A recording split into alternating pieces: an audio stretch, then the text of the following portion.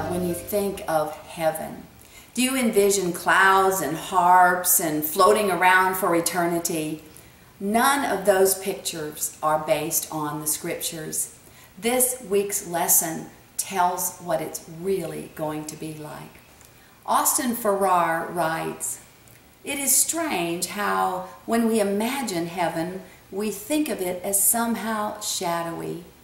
We color it with tints of moonlight, sleep, and the faces of the dead. But there are no shades there. There is substance of joy and the vitality of action. When we are there and look back on our earthly life, we shall not see it as a vigorous battlefield from which we have gracefully retired.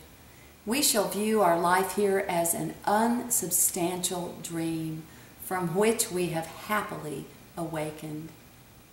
Our final lesson in Revelation paints a picture of substantial joy and beauty.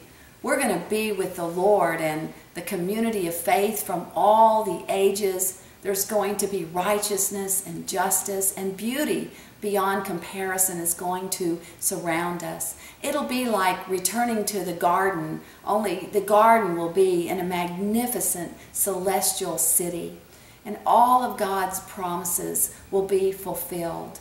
We're going to take this ultimate trip into our glorious future, and we're going to take this trip together. So study this lesson carefully. Savor the nuances of the text. Don't rush.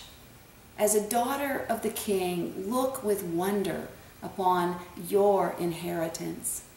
And think about the questions that you may need to ask to appreciate this wonderful place where we are going.